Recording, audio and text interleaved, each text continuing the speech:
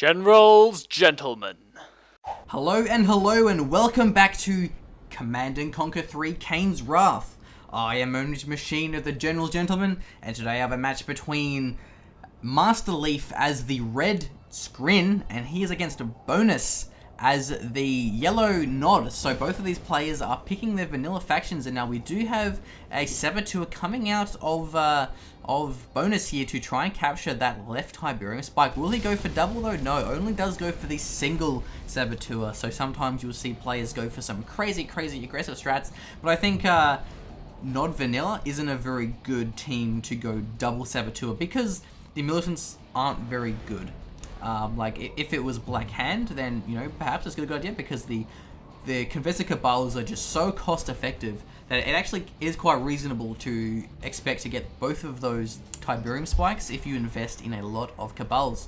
Even like Rifleman squads are a lot better than the militants. So yeah, a good move there, only going for the one, and actually we don't see any barracks from Masterleaf. He went for a fast war factory instead, so you're going to get some actually a very fast Seeker there.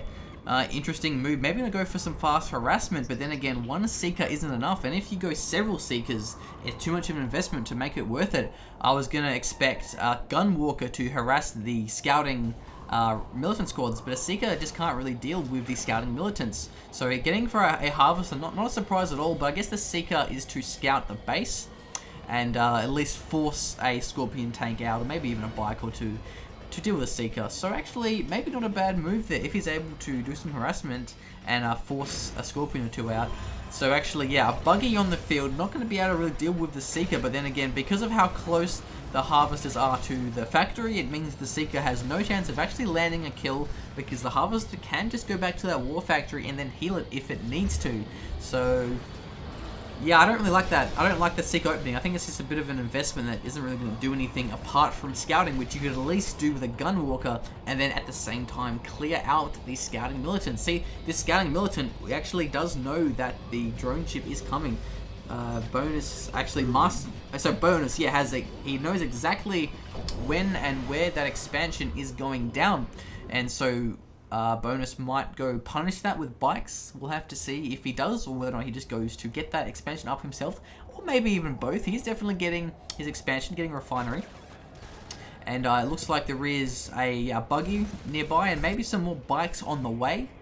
I can't find them, but there was definitely one there. And so for the meantime, this Tiberium spike is still vacant, hasn't been captured just yet. So we might see other player try and capture that later on. It is always good to cap that Tiberium spike, because basically the cashback rebate you get when you first capture it will pretty much refund the cost of the engineer. So then basically any funds after that, it's basically just free money at that stage. But then again, on Rift, these spikes are quite exposed, so you can actually lose them quite easily if you don't really have the map control, which at this stage, it looks like neither player really does. It's a pretty stalemate in terms of map control. Rather, both players are now just focusing on getting that expansion rolling, getting those extra funds coming in.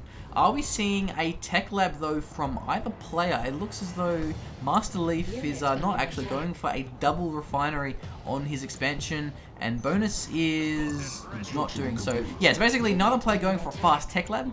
I have seen a lot. Actually, just kidding, because the Seekers are going to engage on these Harvesters, and one of them will go down.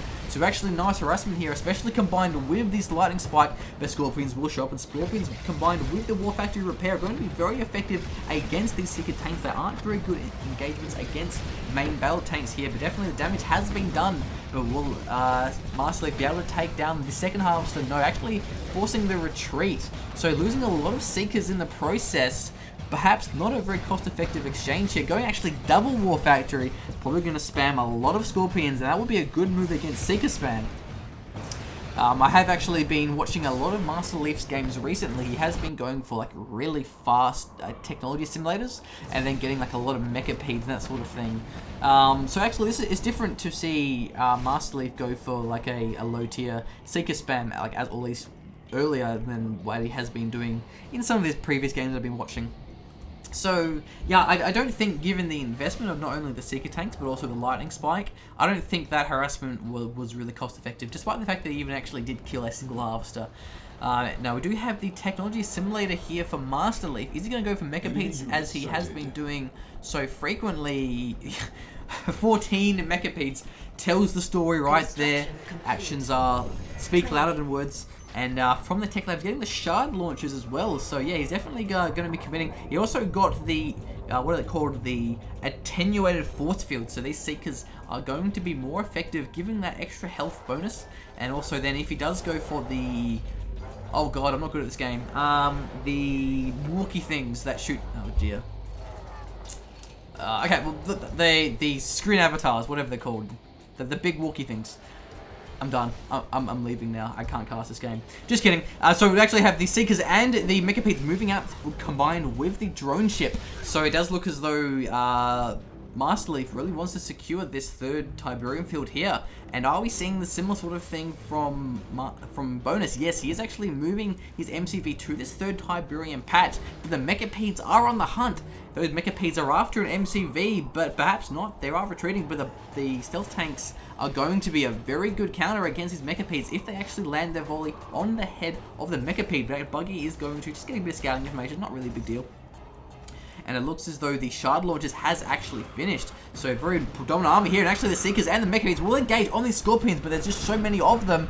The Seekers are taking the damage with the shields, while the Mechapedes are doing the damage in the background. Stealth tanks are trying to take down some of the Mechapedes. Their damage and their burst is so effective against the heads of these Mechapedes. So basically, the Scorpion tanks are getting decimated. Avatars on the field, a good move there by Bonus here. The Avatars will take the damage while the Stealths will deal the damage. So it's actually nice unit mixing here, but will the Stealth tanks be able to kite and survive for longer? Obelisk of Light also going to deal with the Mechapedes. So nice control there from Unleashed, actually taking down, Bonus rather, taking down the heads on the Mechapedes. They're not just focusing the bodies. He did take down a lot of Mechapedes and also a lot of the Seekers. So these exchanges aren't really going too well here for Masterleaf, but he's actually now capping his Tiberium Spike back from green 0. Is it? Oh wait. Oh wow, it's Masterleaf capping the Tiberium field of Bonus. So I've casted like 3 games in a row. Maybe this play's mixed up. But now the refinery has gone down in this third Tiberium patch. It's going to be nice to see. This scouting is very good here from Bonus, actually getting a lot of scouting information, but not really a lot to see there. There's only really empty Tiberium fields, and I hope I haven't been calling him Green 0 the entire game. That would be a little bit embarrassing. But it happens. So actually, oh, the stealth tanks are actually getting caught by the Seekers. He's going to lose a lot of them, if not all of those stealth tanks to the Seekers. That's bad positioning there, but then again, the Seekers were basically en route to the base, so it's not like they were overextending or anything. So yeah, now these Seekers and the Mechapedes once again do a lot of damage, but then again, the Avatars are going to deal with the Mechapedes very nicely. He is trying to get the headshot, though. I guess Kane's Wrath is the only RTS game when you can get a headshot on your opponent, and when you are, of course, advised to do so.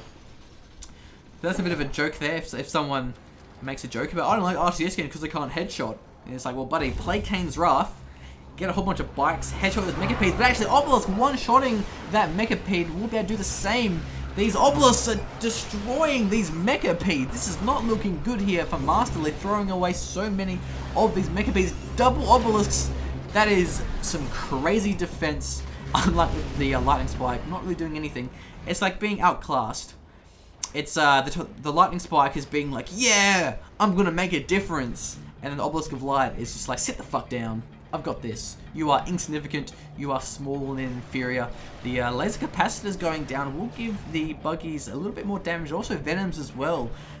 So the warp chasm has gone down. So a hexapod will be on its way, and even a status chamber. So we might see a transition into shock troopers. That would be a good way of dealing with stealth tanks and even avatars as well. But there's just so many Mechapedes and not any. Oh, what are they called?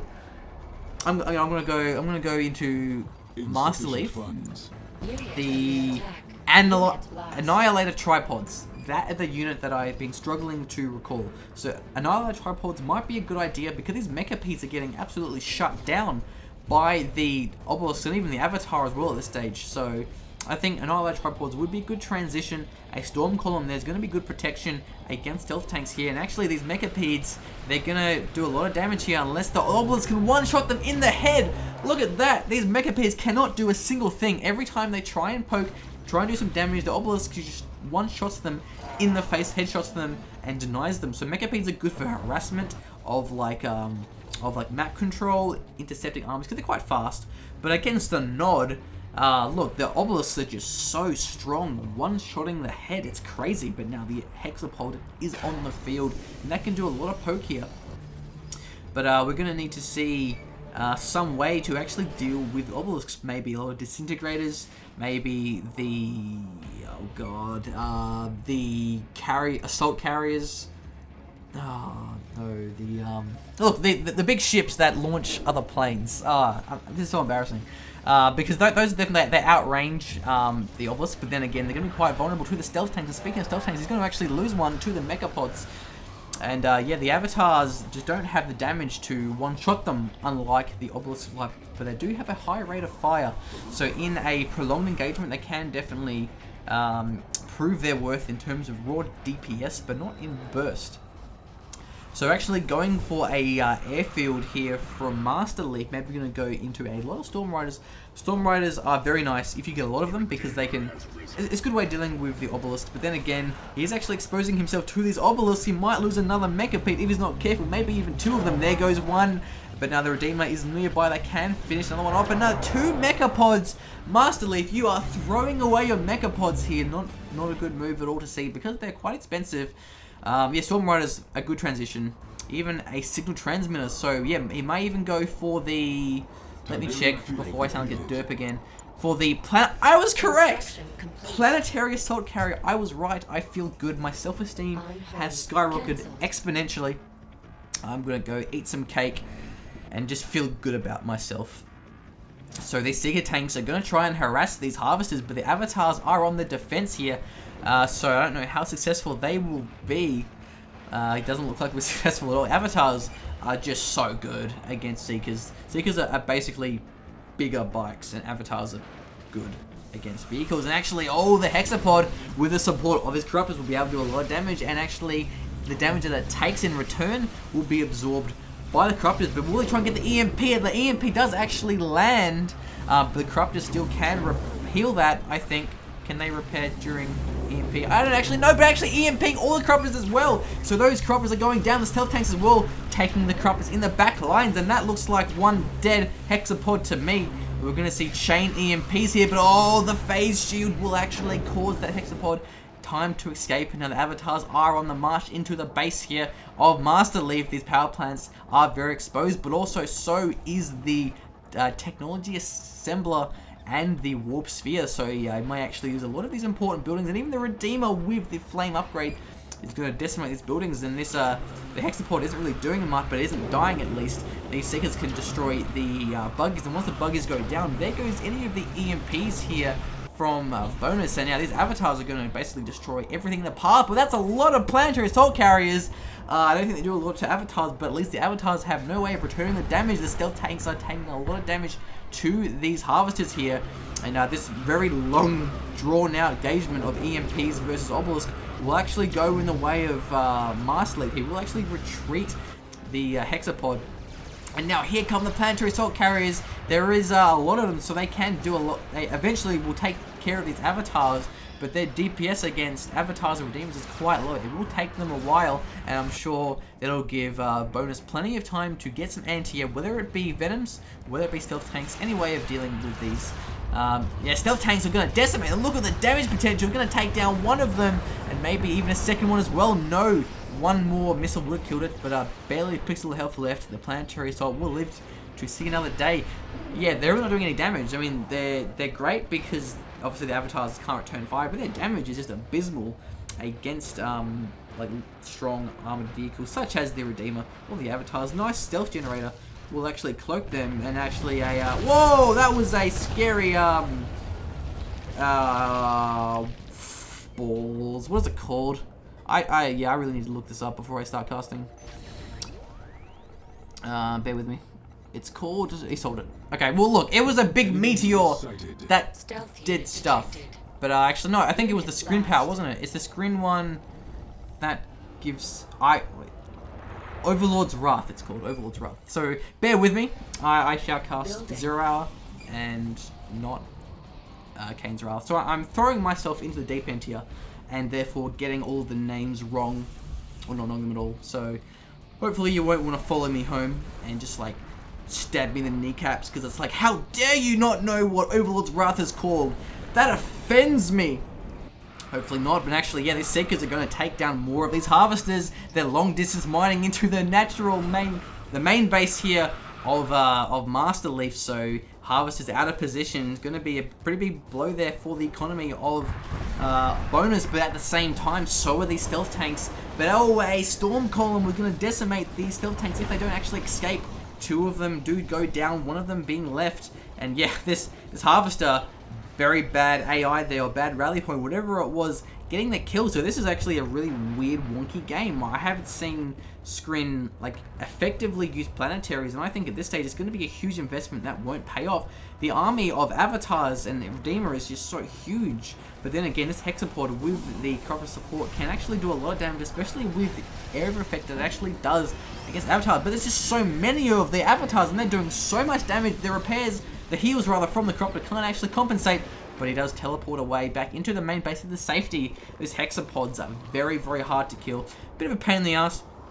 A lot of people do complain about the Hexapod in conjunction with the Scrin support powers, but actually, what's this? A nuclear missile? That's, this game is crazy. This game is absolutely absurd. These stealth tanks are driving into the Seeker tanks, and they're getting absolutely decimated.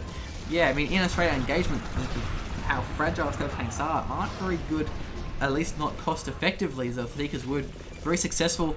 Gonna even take care of one of these Harvesters. So look, this is going very well here for Masterleaf, taking down most of these stealth tanks. The laser capacitator Venoms are quite potent, given how fast they are. They can actually take care of those Corruptors very fast.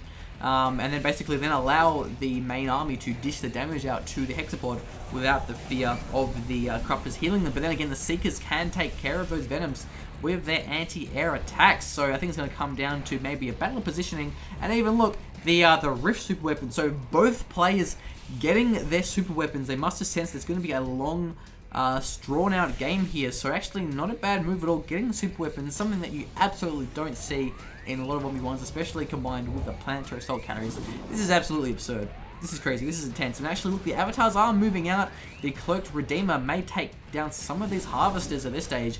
And sniping Harvesters this late into the game is so crucial because the economy is so slowed down. So we'll have to see if he actually does take them out. It looks like he will, but it has been revealed by the Hexapod. The avatars are on the move. They didn't get caught by Rage Generate. The Corruptors didn't get caught, but then again, the planetary assault carriers did. So that Redeemer's getting bursted down by the planetary assault carriers, and the Hexapod there will be able to retreat. It is stealthing away. The avatars are showing up to reinforce that. The single engineer inside of the Redeemer can repair that, but it will take quite some time to get it back combat ready. And actually, once again, the Venoms are going to be engaging the Seekers. Not a very cost-effective exchange for the Venoms here. Seekers with the shard launchers are very good against air units. So these engagements here for Masterleaf are going to be very cost-effective. These planetary assault carriers are going to be awesome, but not against the stealth tanks. There goes one. Only losing one stealth tank in the process, and will he lose a second one as well? The stealth tanks are bursting it down. 3 stealth tanks are absolutely decimating these planetaries, but he is losing one. Each time he exchanges, he's losing a stealth tank. So you need 3. 3 stealth tanks will burst a planetary assault carrier down in a single volley. And that is a very cost-effective exchange, given the high cost of them. It costs 3,000, as opposed to stealth tanks, which are only, they're only, what, 1,800. So it's almost half price. So it's definitely worth doing so if you definitely can, is just try and snipe those planetary assault carriers down, whether or not you have to actually lose them. But actually, oh, the eradicated Hexapod did warp into the back lines. Oh, did he? He captured the construction yard with the mastermind, and he did actually teleport the Hexapod in, and he did actually kill a lot of these Harvesters. A good move there by Masterleaf. But now here comes the avatars with the EMP buggy. Won't land the EMP though. He needs his EMPs, and it teleports away. That is frustrating to see. The construction yard isn't really doing a lot. Yeah, so he could sell it. He could maybe try and build a nod base. Maybe try and get a crane down in the base to get his own nod structures. But then again, it's not really worth it. It's a pretty big investment that you don't really need. Like unless you wanted stealth tanks, that's late tier. So getting your opponent's base isn't really worth it in CNC3. A lot of times you'll see it though in 0 hour and generals, for example. Like if you have a China player, China with like tunnels, that's like, oh my god, that is crazy synergy. But in CNC3, like there isn't really any good synergy between different faction units. So yeah, a lot of avatars, but they're a very slow immobile army, whereas the teleporting function of the Hexapod combined with the Prodigy Mastermind can really abuse the lack of ability on these avatars. But I think in a straight out engagement, these avatars will win. But then again, the planetaries can dish out a lot of damage and not really take any back unless these stealth tanks can position themselves in a way where they're not exposed, but can actually fire their volleys. But also keep in mind the buggies can also do damage against air with their lead capacitators. They're not bad, but it's not anywhere near the raw damage of these stealth tanks. So it looks like these super weapons are getting quite low. 1 minute 20 on the nuclear missile, 3 minutes here for the Rift. So maybe we're going to see Bonus actually wait until he gets that down to 0 and then make an engagement with the nuke to seal the deal, because this base here from Masterleaf is so dense, it's so tight, that a super weapon, a nuclear missile, would be so effective at decimating half of the base that goes into all of his power as well. So yeah, these planetaries might try and pick an engagement here, but the Mechapod definitely will try and harass. There's non-stop harassment of both the Harvesters, but actually a Vertigo Bomber. Oh, that's a good move there by Bonus, and that will take down the Mechapede, no problems at all. So that's actually a good way of dealing with the fast mobility of his Mechapedes, is getting something even faster. The Vertigos, they're good against Corruptors because they're splash. They're good against Hexapods because of their raw damage. So actually, I quite like these Vertigos here from Bonus. But now, yeah, the nuke 20 seconds. He's going to be able to use it soon. I like the idea of Masterleaf splitting up his army from his base. He can't nuke both of them, only one at a time. The EMP is not landing on the Hexapod though. The stealth tanks are trying to take some of them down, but now the shield has gone down, so it will take less. It will require 4 of them to take down a planetary in one volley. But actually the avatars are being destroyed by the planetary assault carriers. It is quite split up, but actually it is on. The nuke is ready. Will he use it on the base, or will it go for the air units? He's actually firing the nuke. Where will it land? Will it land on the base? That's going to be very effective, and actually going to take down, oh, pretty much the entire base goes down for Masterleaf, losing all of his power, but still having his Rift coming up soon. The planetary assault carriers don't want to chase him into the base because of the anti-air turrets can be very effective. So actually, look, losing a lot of the power, not a good situation to be in. Did lose a lot of his harvesters as well, so basically the economy is very slowed down here for Masterleaf, but he will have his up soon, and his may be more, if not less effective. We'll have to see how well it goes. Keep in mind the Hexapod is also giving him income. The Vertigos are getting pretty, a lot of damage returned on the turret. But what actually take down? Oh, they took down the Rift! There goes the super weapon of Masterleaf, so no Rift there for Masterleaf. A good move by Bonus. That could have been the saving grace there for Masterleaf. It looks as though this push of the Hexapod planetary assault carriers and the Corruptors will actually decide the game, because he's basically out of money. The income rate is so slow, and there's just so many avatars on the field. I'm not sure how it's going to go, to be honest. I'm actually quite nervous to see who's going to take this game, because it's been going for so long. The avatars are moving in to engage, but the buggies just won't have the damage. But then against the Venoms are actually doing quite a fair bit against the carriers, whatever they're called, the interceptors. I'll take the Starcraft term. Why not? So the SAM turrets as well are going to be a good move against the planetary assault carriers if they extend, but actually going to catch one of them out of position. Will the stealth tanks come in and finish them off? A lot of damage is getting taken out, and the Eradicator Hexapod is Vet 1. So it's going to be a bit stronger, but it is quite caught without any Corruptors to actually hear it. Just kidding. They're the Corruptors.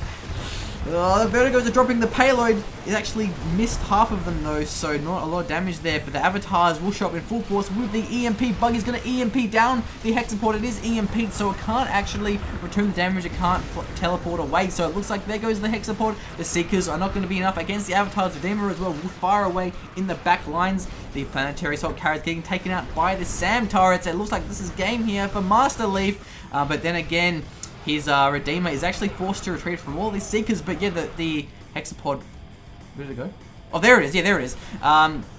So look, it's very hard to get the kill, but there goes the Mastermind. But again, there goes the phase armor. These Scrin support powers are crazy. It's so hard to actually get the kill on that Ragged Hexapod. And if that Ragged Hexapod gets Vet, like Vet 2 for example, or Vet 3, it's going to be crazy. But EMPing, it looks as though bonus wants to just chain EMP this Hexapod down. And once that's down, we'll be able to finish it off when it actually gets off of that phase armor. But these Seekers are going to be regenerated, going to kill themselves, and the Redeemer can do so much damage against it. The Vertigos look like they're waiting for the moment for the phase armor to wear off to bomb it down into the ground. The Seekers can deal with the Vertigos though. Look, it's looking pretty bad for Masterleaf. He doesn't really have anything apart from these Seekers, and the Vertigos are just waiting until the Hexapod is vulnerable. Another tech Seblander though. Corruptors will try and heal that down. Look, there goes the Vertigos. Will it take it out? There goes. Oh no! The Hexapod is actually Vet 2, so it's going to be very strong with the regen. The Corruptors will finish it up. It's going to die. The Hexapod goes down, and there probably goes Masterleaf from this game. The Redeemer is going strong. The Vertigos refueling in the back lines. So I think with that Hexapod, there goes any chance here for Masterleaf to take this game. That Hexapod would have been an absolute beast, and there goes the GG from Masterleaf. Oh, that was crazy. That Hexapod was so close to surviving, not only with the Corruptors healing it, but also with the Vet 2, I believe, gives it regenerating health. I know it doesn't 0 hour. I don't know if it does in CNC3, but yeah, when those epic units get Vet, they are actually absurd. Like, you can't kill them with conventional means. You really have to rely on EMPs. So that was actually a really intense game. It was just such good play from both players. I mean, how often do you get to see planetary assault carriers and a nuke in the one game? I didn't really like the planetary assault carriers. I see their potential, but they're just so vulnerable given their high cost against things like, against like stealth fighters. Maybe against GDI it wouldn't be too bad, because GDI doesn't quite have as potent anti-air, perhaps except for maybe Firehawks. So yeah, maybe like shock troopers or the Annihilator tripods would have been a better idea, but I'm not really sure, to be honest. So yeah, that was an awesome game. Thank you for watching, and thank you for being patient with my newbie moments where I like freak out and don't know what tripods are called. So yeah, hopefully you enjoyed that. I do plan on casting a lot more CNC3 because it's an awesome game.